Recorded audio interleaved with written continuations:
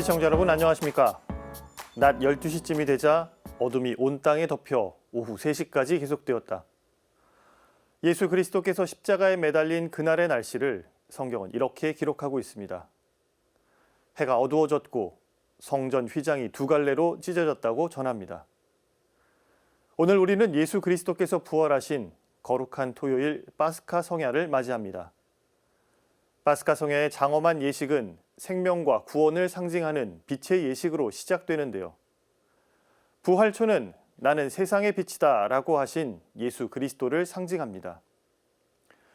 교회의 예식에는 촛불이 자주 등장합니다. 스스로를 태워 주위를 밝히는 촛불은 그리스도의 십자가 희생을 상징하기도 하죠.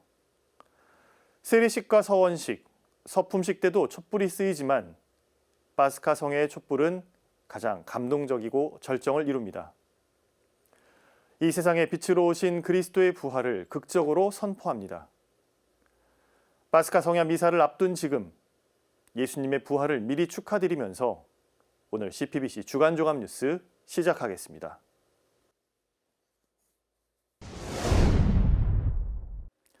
서울대 교구장 정순택 대주교를 비롯한 전국의 교구장 주교들은 주님 부활 대축일 메시지를 통해 코로나 팬데믹으로 움츠렸던 신앙생활을 온전히 회복해 나가자고 촉구했습니다. 아울러 가난과 전쟁으로 고통받는 이들을 기억하고 연대할 것을 요청했습니다. 전국 교구장 주교들의 부활 메시지 내용 오늘 첫 소식으로 전해드립니다. 라자로야 이리 나와라. 서울대 교구장 정순택 대주교가 발표한 주님 부활 대축일 메시지 제목입니다. 정 대주교는 예수님께서 라자로야 이리 나와라 하고 불러내시듯 팬데믹으로 움츠러들었던 우리도 이제 그만 각자의 동굴에서 나오라며 불러내신다고 말했습니다. 예수님의 이 말씀은 우리를 감싸고 있는 이기심과 이웃과의 인격적 만남을 꺼리는 두려움, 편안함에 길들여진 안일함을 벗어버리고 하느님 안에서 참 생명의 자유로움으로 나오라는 초대라고 설명했습니다. 그러면서 예수님 부활의 선물인 생명, 그 근원이자 우리가 결국 돌아갈 궁극 목적지인 하느님을 다시금 만나는 시간이 돼보자고 당부했습니다. 정순택 대주교는 새로 출범하는 정부를 향해선 다양한 세대와 지역, 계층의 목소리에 귀를 기울이고 서로 소통하며 함께 나아가는 대한민국을 만들어달라고 당부했습니다. 대구 대교구장 조왕길 대주교는 이제 다시 일상을 회복하면서 우리는 교회에 모여 하느님을 만나야 하고 하느님 백성인 형제들과 만나야 한다고 강조했습니다. 예수님의 부활 사건에서 희망을 찾아야 한다는 주문도 이어졌습니다. 광주 대교구장 김희중 대주교는 현실이 때로는 절망스럽고 버겁게 느껴질 때가 있지만 이런 절망 속에서도 주님의 죽음과 부활은 큰 희망으로 다가온다고 격려했습니다. 제주교구장 문창우 주교는 내 안에서 살아계신 주님의 섭리가 드러나고 부활하신 주님의 평화가 흘러넘치게 되면 이 사랑의 힘은 세상을 바꾸게 될 것이라고 강조했습니다. 가난과 전쟁으로 고통받는 이들을 기억하고 연대하자는 호소도 잊지 않았습니다. 수원교구장 이형훈 주교는 예수님께서는 우리에게 주님 부활의 증인으로 살아가는 복음화의 사명을 주셨다면서 가난한 이들에게 자비를 실천하고 전쟁으로 인해 고통받고 있는 이들과 연대하자고 요청했습니다. 인천교구장 정신철 주교도 적대와 분열의 사회의 포용과 화합을, 전쟁의 위협 속에 있는 세상에 평화를 줄 수 있는 부활의 증인이 되달라고 당부했습니다. 대전교구장 김종수 주교 역시 이번 주님 부활 대축일에는 먼저 우크라이나 사태 희생자들을 기억하겠다고 밝혔습니다. 춘천교구장 김주영 주교는 동해안 지역 산불 이재민과 전쟁으로 고통을 겪고 있는 우크라이나 국민을 특별히 위로했습니다. 전주교구장 김선태 주교는 관심과 연대로 가난하고 병든 이들의 눈물을 닦아주는 게 부활하신 주님을 만나는 방법이라고 공고했습니다. 군정교구장 서상범 주교는 모든 장병에게 부활 축하 인사를 전하면서 미사에 자주 참여하고 어려운 이웃과 동료들에게 손을 내미는 신앙인의 삶을 살자고 격려했습니다. CPBC 윤재선입니다. 이번에는 특별보도 본당으로 돌아갑시다로 함께하겠습니다. 사회적 거리두기 전면 해제를 앞둔 가운데 가톨릭교회도 코로나 이전의 신앙생활을 위한 기지개를 켜고 있습니다. 이런 가운데 서울시가 봄꽃길 166선을 선정해 눈길을 끌고 있는데요. 서울 시내 명소 꽃길로 걸어갈 수 있는 성당을 기자가 직접 찾아가 봤습니다. 이어서 포스트 코로나 시대, 움츠렸던 신앙생활을 위해 우리는 어떤 준비를 해야 할지 주교회 의장 이용훈 주교의 제언을 들어봤습니다. 서울 성북천을 따라 벚꽃이 만개했습니다. 335 구경에 나선 시민들은 연신 셔터를 눌러댑니다. 불과 100여 미터도 떨어지지 않은 곳에는 서울대교구 도남동 성당이 신자들을 기다리고 있습니다. 봄이 어느새 우리 곁으로 성큼 다가왔습니다. 특히 코로나19로 그동안 굳게 닫혔던 꽃길이 3년 만에 개방되면서 많은 상춘객들로 붐비고 있습니다. 그런데 이 꽃길을 걷다 보면 저 뒤에 보이는 도남동 본당처럼 우리의 본당이 있습니다. 서울 송파구 오금공원, 절개지 사면을 중심으로 개나리와 철쭉이 화사함을 전하고 있습니다. 꽃길을 따라 걷다 도로를 건너면 가락 이동 성당이 자리하고 있습니다. 이번에는 여의도 윤중로입니다. 벚꽃길로 대표되는 만큼 평일인데도 상춘객들로 발디딜 틈이 없습니다. 휘날리는 벚꽃잎을 바라보며 걷다 보면 여의도 성당을 만날 수 있습니다.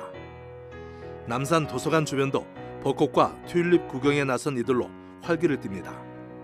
꽃길을 따라 녹사평 대로로 내려오면 해방촌과 함께 성장해온 성당이 눈에 들어옵니다. 바로 해방촌 성당입니다. 사당로 걷고 싶은 녹화거리에는 철쭉과 벚꽃, 매화, 이팝나무 등이 어우러진 꽃길이 펼쳐져 있습니다. 꽃내음에 흥얼거리며 오르다 보면 사당 5동 성당이 맞이합니다. 돌아오는 주일은 주님 부활 대축일입니다.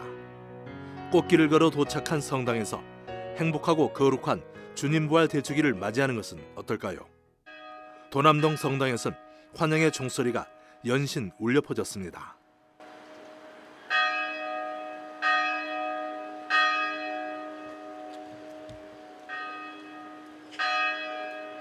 CPBC 김영규입니다.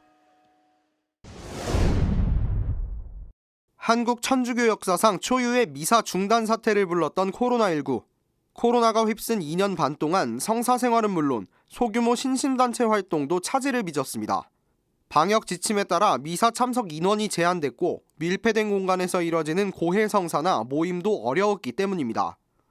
좀 침체 국면, 또 활동을 제대로 하지 못하는 그런 안타까움, 또 그것 때문에 우리 신자 공동체가 모이지 못하는. 이주교는 코로나가 많은 어려움을 남겼지만 신자 공동체에 피해만을 가져온 것은 아니었다고 말했습니다. 전 세계 모든 피조물이 연결돼 있다는 점을 깨닫고 백신 나눔 운동 등을 통해 인류의 연대를 확인할 수 있는 기회가 됐기 때문입니다. 100억 이상이 이렇게 모아졌다라든가, 또 그 와중에 우크라이나 사태가 있었을 때도 기도와 함께 또 성금도 보냈고요. 이런 여러 가지에서 함께 해야 된다는. 가톨릭 교회는 교회 활동의 중심이 미사와 그에 따른 전례에 있다고 강조합니다. 코로나가 감소세로 접어들면서 이젠 비대면으로 이뤄졌던 신앙생활이 자칫 게으름이나 나태로 이어지지 않도록 하는 노력이 요구되고 있습니다. 그리스도의 몸과 피를 받아 모시는 신앙의 절정을 대체할 수 있는 것은 없습니다. 그렇기 때문에 전례 참여가 무엇보다 중요하다는 게 이주교의 당부입니다. 전례 이해는 정말 감각적으로 우리가 직접 참여해서 예수님의 몸과 피를 모시는 그 행위가 절정이기 때문에 그것을 대체할 수 있는 것은 없습니다. 신자들이 본당으로 돌아오는 것만큼 교회와 사목자의 역할도 중요해졌습니다. 이주교는 본당 신부를 중심으로 단체장 등이 자주 모여 신앙을 회복하기 위한 구체적인 실천에 나서야 한다고 강조했습니다. 신심단체 활성화와 더불어 취미나 오락 모임처럼 신자들이 자연스럽게 모여 신심을 다지는 사목적 방안을 제시하기도 했습니다. 축구선교회가 운동만 하는 게 아니거든요. 예. 그들이 그 운동 시작하기 전에 기도도 하고 끝나면서 또 기도도 하고 좋은 결과를 내는 거를 목격하고 있습니다. 예, 이런 점을 좀 착안하면 좋을 것 같고요. 팬데믹으로 쉽게 성당을 찾지 못하고 비대면에 익숙해진 지난 2년 3개월. 성사의 은총을 누리고 앞으로 나아가기 위해 이제는 하느님의 집으로 돌아가야 할 때입니다. 용감하게 뛰쳐나와서 이제 미사에 성실히 참여하면서 그 힘으로 앞을 향해 전진했으면 좋겠다. CPBC 김형준입니다. 네, 앞서 보신 보도에서도 이제 코로나 팬데믹이 터널 끝을 향해 가는 상황인데요. 우리의 신앙 역시 이제 다시 본당을 중심으로 새로운 활력을 찾아야 할 때가 되지 않았나 생각합니다. 그래서 오늘 CPBC 주간 종합 뉴스에서는 스튜디오에서 이루어지는 작은 신호들을 표방하며 부활 특집으로 본당으로 돌아갑시다. 특별 대담을 마련했습니다. 오늘 이 자리에 서울교구 이정미 베아트리체님 그리고 수원교구 황인혁 안스베르토님 나오셨습니다. 안녕하세요. 네. 네, 먼저 저희 시청자 여러분들께 간단하게 인사 좀 부탁드리겠습니다. 네. 안녕하세요. 도남동 본당 신호등 운영팀 이정미 베아트리체입니다. 네, 안녕하십니까. 저는 수원교구 동손성당에서 부회장을 맡고 있는 황인혁 안스베르토입니다. 예, 이제 코로나 팬데믹이 3년 차에 들어가고 있고 또 신앙생활도 많이 좀 어려움을 겪었었는데요. 두 분은 일상과 또 신앙생활 안에서 코로나 시기 동안 어떻게 지내셨는지 그리고 좀 뭐 어떤 점이 제일 어려우셨는지 먼저 좀 말씀해 주시죠. 네, 제가 먼저 네. 말씀을 드리겠습니다. 저는 이제 일하는 직장을 가지고 있는 엄마로서 코로나를 맞이해서 일상에서 가장 어려움은 네. 많은 분들이 공감하실 텐데요. 아이들이 학교를 가지 않았지 않습니까? 꽤 오랫동안 집에서 온라인 학습을 주로 해야 되고 또 그 아이들 학습을 챙기랴 먹거리 챙기면서 내 일을 하랴 또 본당에서 이런저런 활동을 하던 것들이 다 올스톱이 되고 그러면서 좀 신앙적으로도 메말라가는 그 느낌, 예, 막 어디로 흘러가고 있는지 알 수 없는 그 어두운 진짜 말씀하신 것처럼 터널 속을 막 헤맸던 네네. 그 시기가 굉장히 힘들었던 것으로 기억이 납니다. 우리 안스베르토 형제님 어떠셨어요? 네, 저도 일단은 제 생활적인 면에 있어서는 그러니까 저는 뮤지컬 배우이고 프리랜서다 보니까 이제 공연을 해야 하고 사람들을 만나야만 하는 그런 직업인데 우선 극장에 사람들이 오는 걸 꺼려하고 저희 역시도 공연을 하긴 해야 되는데 관객들이 많이 왔을 때 또 일은 일이지만 혹시 건강상에 또 문제가 생길까 봐 약간 그런 두려움도 있었는데 그러다 보니까 공연도 많이 취소가 되고 그래서 어쩔 수 없이 생활적인 어려움을 좀 겪었던 것 같고요. 그리고 신앙에서 가장 큰 어려움이라고 한다면 이제 청년회를 끌어가는 입장에서 제가 이제 활동을 할 당시에 저희가 소규모로 시작을 했다가 이제 좀 인원을 많이 늘려가는 상황이었는데 코로나 시기가 오면서 인원이 반토막을 넘어서서 이제 한 3분의 1 정도 인원만 남았었어요. 그러다 보니까 이런 봉사하는 거 있어서 인원이 너무 부족해지니까 그게 가장 어려웠던 것 같습니다.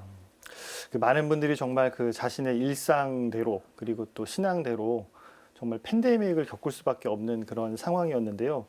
마침 이런 중에 가톨릭 교회에서는 이제 신호들을 진행을 하면서 새롭게 교회의 새로운 삶에 활력을 불어넣고 또 교회의 새로운 삶을 좀 도모하고 있는 시기를 맞았습니다. 특별히 이번 신호들은 모든 하느님 백성이 참여한다는 의미 안에서 갖고 있는 것이 좀 의미가 큰데요. 아마 두 분 계신 본당에서도 그런 신호들 과정들이 진행됐고 또 참여하신 걸로 알고 있습니다. 두 분은 신호대 적극적으로 함께 하시면서 어떤 점을 가장 느끼셨는지 좀 묻고 싶습니다.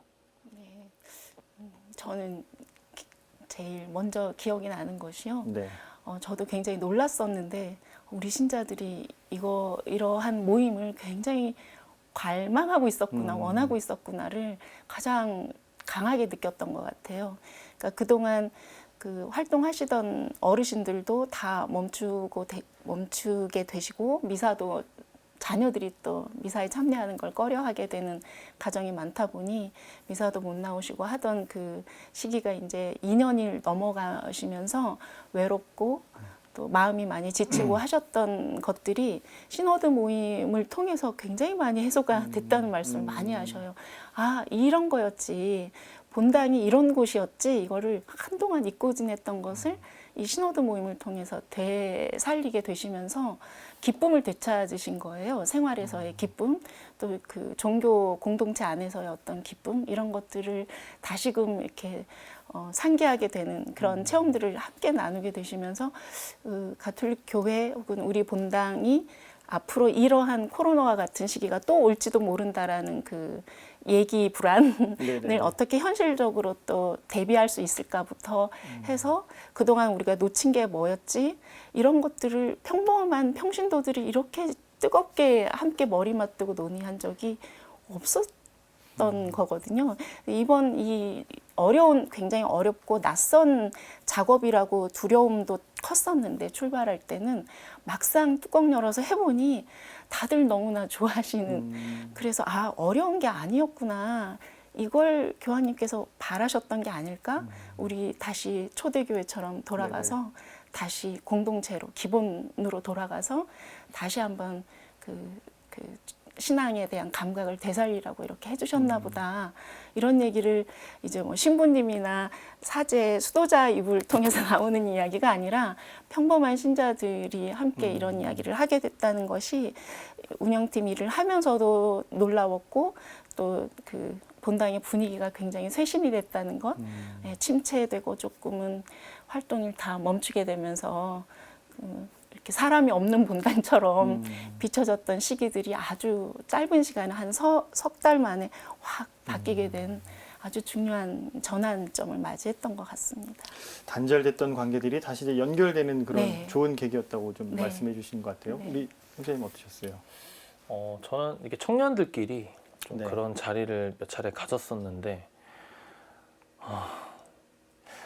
그 코로나를 겪기 전에는 좀 그런 강요하는 게 많았어요. 노래하자, 노래해라, 나와서 노래 좀 해라. 네. 좀 이런 어쩔 수 없이 강요하게 되고 그러다 보니까 스트레스를 서로 주고받게 되는 그런 상황들이 많았는데, 코로나가 있는 동안에 또 마스크도 쓰기도 하고 또 인원도 축소해서 나와야 했고, 또 그러다 보니까 오랜 시간 성가를 못 했잖아요. 그리고 이제 좀 최근 들어서 이렇게 그런 자리를 가졌을 때 사람들이 노래가 하고 싶다는 거예요. 성가가 부르고 싶다. 그래서 이것 봐라. 그 노래 그렇게 하자고 할 때는 싫어하더니 네네.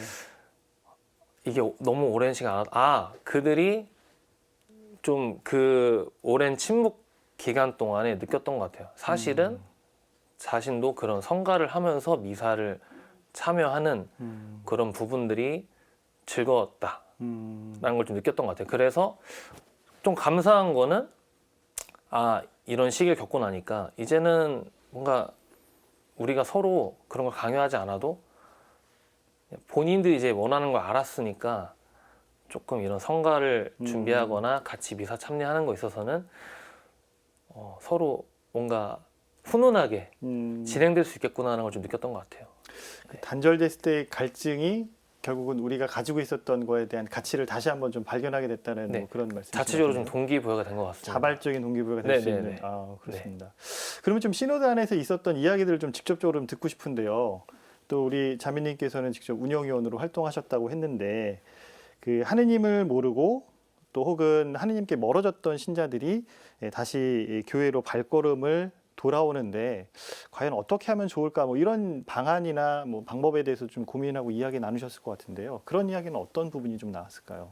네, 그런 주제에 대해서도 굉장히 많은 그 소그룹에서 의논들을 가장 많이 한 주제 중에 하나가 친교와 관련된, 경청과 관련된 그런 주제들이었는데요. 이제 공통되는 이야기는 가톨릭 신자들은 너무 내성적이다. 개인 성화에만 관심이 있고 혼자 침묵하고 기도하고 묵상하고 거기에 너무 열심한 신자일수록 거기에 집중을 하다 보니 우리는 서로 다가가지 못한다. 뭐 흔하게 얘기하면 교회는 굉장히 외향적으로 활동을 하는데 네네네. 왜 가톨릭 교회 신자들은 이렇게 안으로만 자꾸 골방으로만 들어갈까? 우리 이 앞으로의 시대 그리고 자라나는 청소년들은 앞으로 이제 새로운 신자들이 유입이 돼야 하는데 이렇게 들어와야 하는데 우리가 버선발로 마중은 못 나가도 언제든 오는 사람은 기쁘게 맞이하는 적극성을 좀 띄어야 되지 않겠나? 이런 자성의 목소리가 굉장히 컸어요. 그리고 교우들끼리도 다정하지가 못해요, 솔직히. 네네네. 반성도 굉장히 많이 하시더라고요. 제가 이제 모든 기록을 취합하고 하는 그 운영팀 일을 하다 보니 아, 내가 느끼는 걸 이 소그룹 사람들도 느끼고 또 80대 노인 되시는 고령 신자들도 느끼시는구나. 그리고 이런 것들을 굉장히 걱정하고 계시구나가 아, 우리가 하나구나라는 일체감도 또 느끼게 되고 아, 우리가 이렇게 많은 사람이 이걸 문제로 여기고 있다면 우리가 다른 방법은 어떻게 마련할 수 있다면 뭘 할 수 있을까? 우리가 교회가 해주기를 바라는 게 아니라 우리가 바뀌어야겠다. 그래서 내놓은 제안들은 굉장히 재미있는 제안들도 많았어요. 이제 우선 솔선수범해서 단체장들이 이름표를 다 달고 미사 때마다 기쁘게 이렇게 쫙 열병식 하듯이 서서 신자들께 밝은 한 번도 그런 적이 없어서요. 자발적으로 환대 네. 분위기가 좀 네. 일어나는 거네요. 그냥 뭐 이거 아까 말씀처럼 좀 해 이렇게 네. 하는 게 아니라 안에서 소리가 이렇게 바럼업이라고 하죠. 밑에서 네네네. 올라온 소리이기 때문에 이 단체장들이 안 할 수가 없는 거예요. 여러 사람들이 그런 얘기도 나오고 신자들도 뭔가 이름표를 달고 어느 구역 몇 반 누구라고 밝히고 왜 알아야 친교를 나누는데 옆에서 바로 옆자리에서 앉아서 미사를 드려도 이분이 누군지 모르는 거예요. 서로 내성적이어서. 그래서 평화 인사도 좀 더 길게 나눌 수 있게 시간을 주십시오. 이런 제안이 여러 군데서 올라온 거예요. 그리고 제가 말이 너무 길게 하나 싶긴 한데 이런 제안들 중에 저희 신부님께서 매주 같이 회의를 하시면서 빠르게 이 실행할 수 있는 것들은 분류를 하셔가지고 바로바로 적용을 해주셨어요. 그래서 뭐 빠르게 할 수 있는 건 빠르게 진행을 하고 또 사목회나 단체장 함께 모여서 의논을 해서 좀 신중하게 계획을 세워서 천천히 안전하게 해나가는 것이 필요하다 싶은 것들은 정말 여러 번의 회의와 신자 투표까지 거쳐가면서 식별을 해서 그렇게 하기로 하고 네, 이런 의견들을 다양하게 내놓게 되었습니다. 그 본당에서 이렇게 많은 준비들을 하시고 그리고 또 자발적인 변화들이 일어나는 것 같은데요. 안스베르트 형제님 보시기에 그러면 코로나 시기에 이렇게 좀 본당에서 멀어졌던 분들이 이제 다시 본당으로 좀 돌아오려고 한다면 또 우리가 본당 차원에서 좀 준비하고 맞이해야 되는 부분들은 어떤 점이라고 보시나요? 일단은 그 시기 동안 멀어졌던 청년들 중에 네. 돌아온 청년은 없고요. 아쉽게도. 근데 이제 그런 부분에 있어서 고민을 많이 해봤어요. 네. 고민도 많이 해보고 이렇게 회의도 해보고 했는데 좀 쉽지가 않은 것 같습니다. 그러니까 사실은 뭐 이렇게 솔직히 신자들 중에 그러니까 정말 막 마음에서 깊은 막 그런 막 우러나옴이 생겨서 막 성당을 나오고 그런 신자들도 있겠지만 네. 사실 청년들 중에는 그런 청년이 많지는 않은 것 같아요. 많지는 않지만 결국엔 사람이 좋아서 나오는 것 같은데 그래서 뭔가 먼저 이런 아직 뭔가 내가 정말로 주님을 만나고 싶고 막 알고 싶고 이런 마음이 아직 오지 않은 청년한테 그냥 그걸 먼저 들이대기보다는 뭔가 우리 청년회 성당 안에서 우리 되게 재밌는 활동들을 해. 그러니까 너가 지금 당장 막 이런 천주교 안에서 어떤 그런 것들을 몰라도 돼. 어떤 자연스러운 계기들. 네, 그렇습니다. 그러니까 뭔가 우리랑 먼저 친해지면서 좀 자연스럽게 알 수 있는 좀 그런 방안들 고민을 많이 해봤어요. 근데 고민을 많이 해봤지만 이제야 좀 우리가 뭐 시간 제한도 풀리고 이런 인원 제한도 풀리고 이제 좀 있으면 마스크도 좀 벗는다는 얘기가 있으니까 좀 다양한 좀 버라이어티한 그런 활동들이 좀 있다면 청년들도 나가서 한번 그런 거 해볼까? 그리고 애초에 좀 그런 어떤 테마를 내세울 때 네. 집 나간 뭐 이렇게 강아지들, 자식들 다시 찾는다. 약간 이런 네네네. 것들을 재미나게 해서 음. 그들도 좀 부담 없이 들어올 수 있게끔 한다면 좀 재밌게 자연스럽게 다시 좀 활성화가 되지 않을까라는 생각을 해봤습니다. 자연스럽고 이제 즐거운 관계 안에서 또 네, 신앙을 네. 찾아가고 또 네. 다시금 또 하느님을 느낄 수 있는 맞습니다. 그런 자리가 준비되면 좋다는 말씀이신 것 네, 같아요. 맞습니다. 네. 베아트리스 자매님은 보시기에 어떠실까요? 좀 뭐 비슷한 질문이 될 수 있을 것 같긴 한데 본당 공동체 모습 가운데 좀 이런 거는 그래도 좀 바뀌었으면 좋겠다 하시는 게 있다면. 저희 그 신호도 모임 하면서 네. 가장 많이 신자들이 말씀하신 것들은 우리가 바뀌어야 되겠다. 나부터 아, 바뀌어야겠다. 네네. 본당 신부님이 떠나가더라도 네. 교회 주인은 우리다. 네. 우리가 되살려 놓지 않으면 우리 본당의 미래는 없다. 이런 얘기를 저희가 하게 될 줄은 몰랐어요. 저도 그 기록물을 보면서 너무 놀라웠고 또 이거야말로 반가운 반성의 목소리가 아닌가 이런 생각이 들었고요. 이거를 위해서 할 수 있는 게 뭐가 있을까에 대한 제안에 있어서도 이미 제 생각에는 어쩌면 다른 교구나 다른 본당에서 이미 하고 있는 그 공동체들도 분명히 있을 거예요. 근데 저희 도남동 본당은 그동안 본당 소식지를 제가 있었던 동안에는 발행했던 적이 없었거든요. 근데 자발적으로 본당 소식지를 우리가 만들어서 1년에 3번이면 3번, 4번이면 4번 이렇게 이렇게 정기적으로 발행을 해서 교회에 나오든 안 나오든 냉담을 하든 쉬든 아니면 코로나 때문에 혹은 고령이셔서 미사를 누가 모셔오지 않으면 나오실 수 없는 분이든 혹은 새신자든 가리지 말고 우리가 이렇게 갖다 넣어드리자. 그러니까 본당에서 어떤 활동이 일어나고 있는지를 몰라서도 못 나오고 계신다. 그러니까 신자를 좀 발굴하자는 얘기였어요. 그러니까 안 믿을래요 하는 사람은 억지로 믿게 하는 그런 정교가 아니라 이미 신자인데 10년 동안 안 나오고 계시는 분, 좀 마음이 식은 분들에게 네. 이런저런 이유로 나오고 싶은데 네. 병자여서 또 가정에 무슨 일이 있어서 못 나오시는 분들은 마음이 많이 아리고 속상하고 누가 찾아주지 않으면 외로운 교우들도 많이 있다는 걸 이번 기회에 저희가 알게 된 거예요.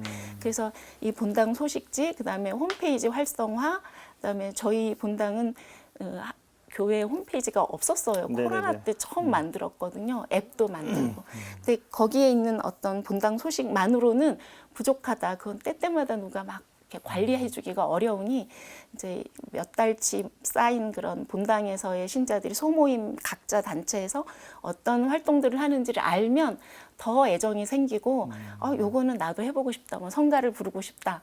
혹은 나는 이런 봉사단체 들고 싶다. 이런 것들을 좀 동기부여를 할 수 있는, 불러일으킬 수 있는 계기가 되지 않겠나.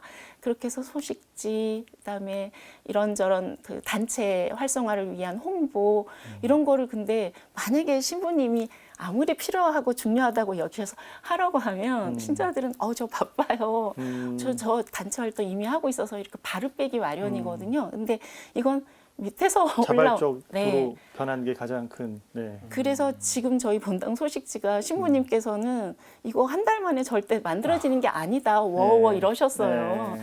본인도 예전에 해보신 적이 있다고. 근데 저희 한 달도 안 걸려서 이번 주말에 창건호가 발행이 되거든요. 그런 것, 그래서 그 차이가 명확한 거예요. 우리가 내적으로 동기부여가 되어서 뭔가를 할 때는 사람들의 그 합리적인 상상, 생각, 계획과는 별개로 저절로 굴러가지는 예. 함께 해주시는 게 있구나. 네. 그렇군요. 그 자발적인 것이 정말 제일 큰 힘이 되는 건가 보네요. 아무리 좋은 걸 할지라도 스스로 하신다라는 게. 네. 청년 사목에서도 좀 이런 부분을 같이 생각해 볼 수 있을 것 같은데요. 네. 또 젊은이들의 신앙생활이 적극적으로 참여하기 위해서 물론 이제 청년들의 자발성도 또 필요하겠지만 네. 뭐 교회 조직이나 아니면 사목자들 뭐 이런 부분들 안에서 혹시 바라거나 좀 기대하시는 부분은 없으셨는지요? 일단 현재 제가 다니고 있는 성당 안에서 있었던 일을 말씀드리자면 네. 제가 한 20년 동안 20년 넘게 24년 정도는 좀 인원이 많았던 성당이 있었어요. 그러니까 그 성당은 크기도 했고 사람들이 많다 보니까 제가 자발적으로 뭘 굳이 액션을 취하지 않더라도 잘 굴러가는 성당이었어요. 근데 이사를 오고 성당도 좀 많이 작고 그만큼 신자들 수도 적고 청년들 인원도 너무너무 적은 성당에 왔는데 똑같이 해야 되는 일이 많은 거예요. 네네. 여기서 했던 일을 여기서도 그대로 하고 있는 거예요. 이걸 어떻게 다 하지? 라는 생각을 되게 오랜 시간 했는데 이번 또 신부님이 이제 바뀌시면서 신부님도 좀 이상하게 생각을 하시는 거죠. 아니, 청년들이 이거 어떻게 다 해? 그래서 하나둘씩 이제 저희들한테 불편한 거 없냐? 네. 혹시 내가 신부로서 너희한테 해줄 수 있는 뭐 좀 도와줄 수 있는 게 있냐? 저희가 그 전까지는 그냥 힘들다만 했지 이거 안 할 수 있을까 하는 생각을 안 해봤는데 혹시 괜찮으시다면 저희가 성가도 하고 전례도 드려야 되는데 이게 인원상 전례로 인원이 빠지면 성가를 부를 수 있는 너무 적다. 신부님께서 그러게 그 솔직히 너희가 성가만 해도 벅찰 텐데 전례까지 하고 뭐 해설도 하고 하면은 좀 힘들겠다 해서 이제 독서라던가 해설하고 뭐 복사를 쓰는 거 있어서는 인원을 다 제외해 주시고 너희는 그냥 성가만 집중해. 너희 노래하는 거 좋아하잖아. 성가만 해도 돼. 약간 이런 배려를 해주시더라고요. 그래서 이런 많은 성당들 중에 저희처럼 인원이 좀 적은 성당이 있다면 신부님들께서 좀 그런 방안을 좀 제시해 주시면은 좀 청년들이 좀 더 좀 여유를 좀 찾고 뭔가 하나에 좀 집중을 할 수 있지 않을까 라는 생각을 해봅니다. 본당 내에서의 어떤 단체 운영 가운데에서 네. 좀 이렇게 좀 선택과 집중이라고 표현을 해볼까요? 어쨌든 네. 청년들이 부담 없이 신앙생활에 참여할 수 있도록 네. 너무 많은 그런 좀 이렇게 봉사나 뭐 단체가 네. 강요되면은 좀 부담스럽다 뭐 이런 말씀이신 것 같은데요. 네. 그만큼 어른들이 많이 도와주시는 거예요. 그러니까 저희가 하던 일을 그러니까 어른들이 많이 도와주시는 거라 어른들이 도와주셔야 합니다. 전례봉사나 아니면은 네. 뭐 이런 참여에서 네. 또 다른 어떤 성인 신자들과 네. 함께하는 것들의 좀 필요성 말씀해 주신 것 같은데요. 네, 맞습니다. 네. 또 다른 측면에서 우리가 좀 본당으로 다시 돌아가고 활성화되는 부분을 생각을 할 때 기존에 있는 교우분들도 있지만 또 이 시기에도 또 세례를 받겠다고 오시는 분들도 분명히 계시거든요.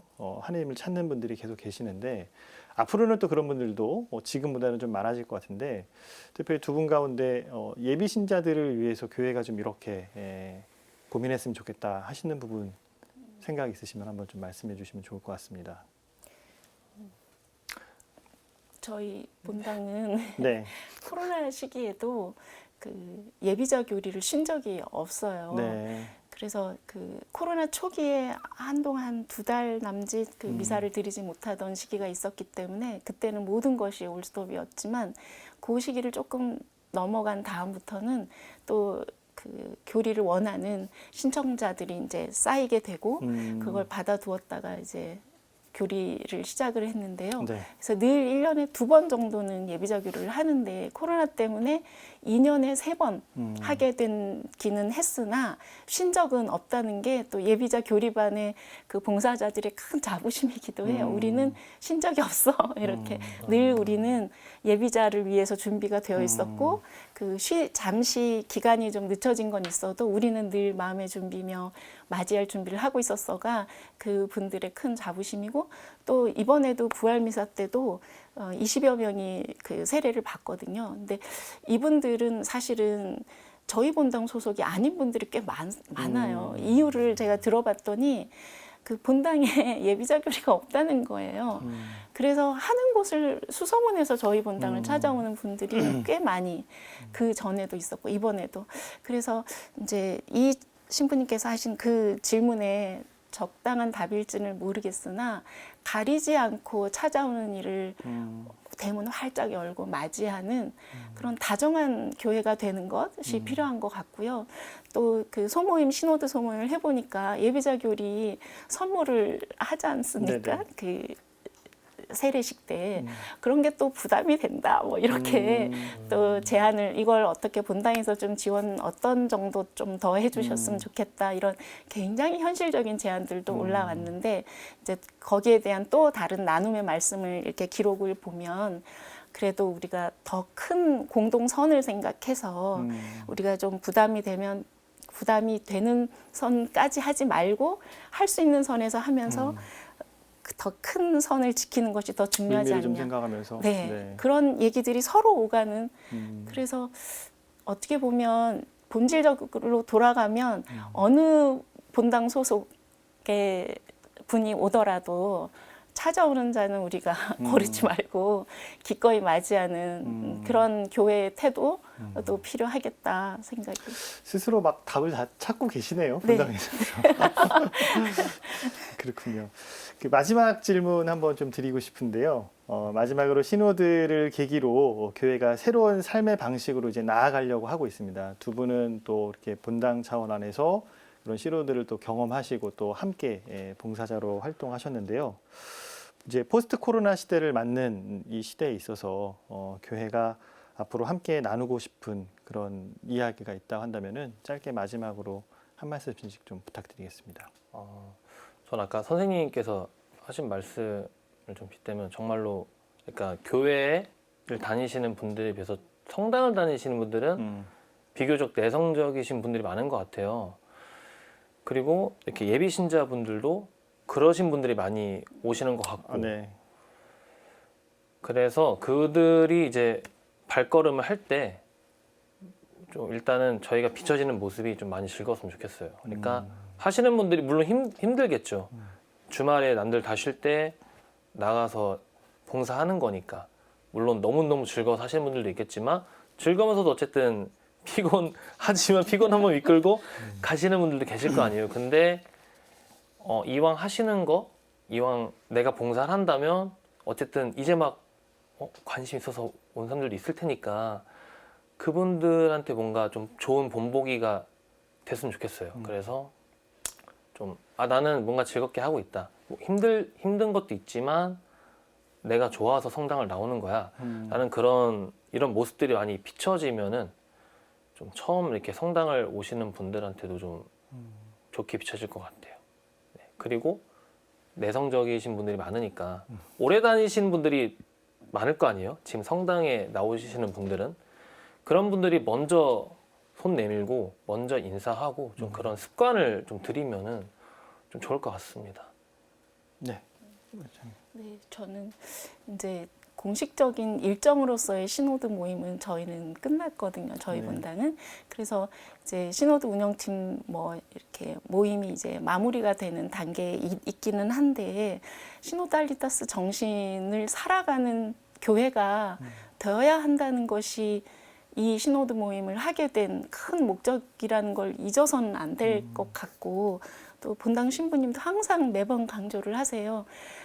그래서 저희 본당에서는 이제 신호드 운영팀은 이제 곧 마무리를 짓겠지만 그 사목회 안에 본당 사목회 안에 시노달리타스 분과를 만들든지 아니면 독립된 단체로 시노달리타스 회라는 단체를 만들지는 뭐 구체적인 건 정해진 바는 없지만 어떤 식으로든 우리가 이렇게 3개월 동안의 여정을 통해서 본당 교우들이 만든 뽑아낸 어떤 변화의 그 물꼬를 잘 유지해서 정말 꾸준하게 시노드 정신이 우리의 신앙 일상 속으로 젖어들 수 있게 그렇게 되고 있는지 아닌지를 스스로 모니터링하는 그리고 새로운 제안을 또 발굴하게 될 수도 있을 테니 이거를 일회적인 행사처럼이 아니라 계속해서 이어가자. 그런 얘기들이 지금 새롭게 논의되고 있는 주제이거든요. 그래서 신호드 모임이 계기는 되었지만 모두가 이 계기를 통해서 좀 쇄신이 되는 한 사람 한 사람 신자들도 그렇고 교회 공동체로서도 그 친교와 참여와 사명을 좀 계속 유지해 나갈 수 있도록 하는 그런 것이 앞으로 남은 과제이자 숙제일 것 같고 이게 평생 가야 하지 않을까 이런 생각입니다. 두 분 말씀 이렇게 들어보니까 정말 이제 팬데믹이 또 끝나가고 또 교회도 새롭게 쇄신하고자 하는 이런 시노드 시기에 더 많은 분들이 함께 하면서 또 새로운 교회 모습이 좀 활력을 찾을 수 있고 또 많은 분들이 또 본당을 중심으로 또 신앙생활 함께 하실 수 있으면 좋겠네요. 오늘 이렇게 시간 내서 저희 함께 해주셔서 감사합니다. 네, 고맙습니다. 네. 고맙습니다.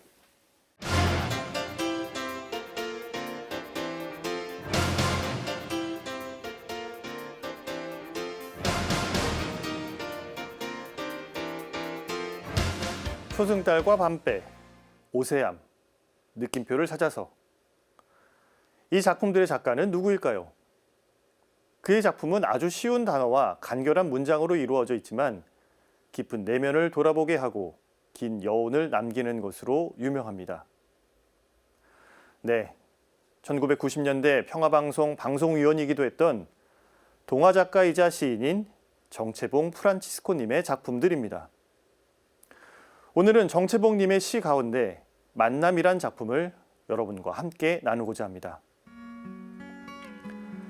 가장 잘못된 만남은 생선과 같은 만남입니다. 만날수록 비린내가 묻어오니까.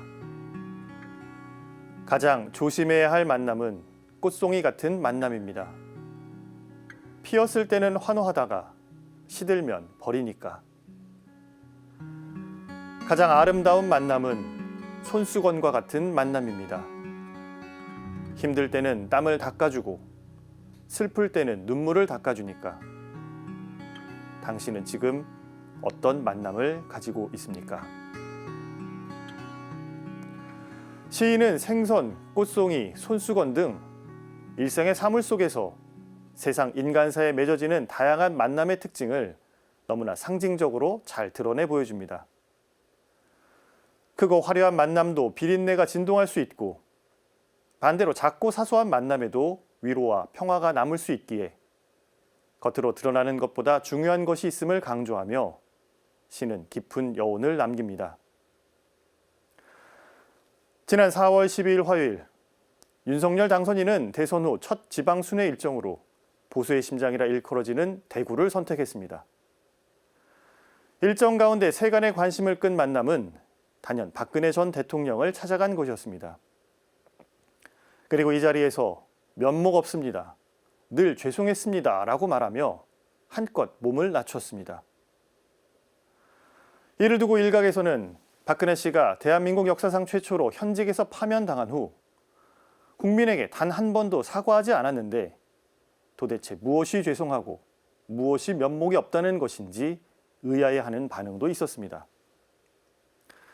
만남의 시점도 지방선거를 불과 50여일 앞둔 시점에 그것도 대구시장 예비후보 유형아 변호사와 동석한 것 등 비린내가 진동한다는 입장입니다. 반대로 이 만남을 두고 감동하는 분들도 많았습니다. 당선인은 2016년 국정농단 사태 때 수사검사였기에 그저 인간적 마음을 전달한 것이며 국민 통합을 향한 마음 따뜻해지는 만남이란 반응도 있었습니다. 여러분이 보시기에는 어떠신지요? 이 둘의 만남은 생선 같은 만남일까요? 아니면 손수건 같은 만남일까요? 물론 우리가 당사자의 마음속에 들어갔다 나올 수는 없으니 섣불리 단정짓기는 어려워 보입니다. 그러나 한 가지 분명한 것은 이 만남의 성격은 당사자들의 앞으로 행보에 따라 얼마든지 드러날 수 있다는 것입니다. 윤석열 당선인도 박근혜 전 대통령도 각자 무슨 목적으로 만났는지는 알 수 없으나 분명 서로가 취하는 앞으로의 태도와 입장에 따라 얼마든지 뒤집어질 수 있다는 것입니다. 그래서 탄핵이 부정되거나 최고 권력자의 범죄가 희석되는 것이 아니라 그냥 말 그대로 인간적 만남으로만 남을 수 있으면 좋겠습니다. 오늘 사제노는 윤석열 박근혜 만남, 생선인가 손수건인가 였습니다.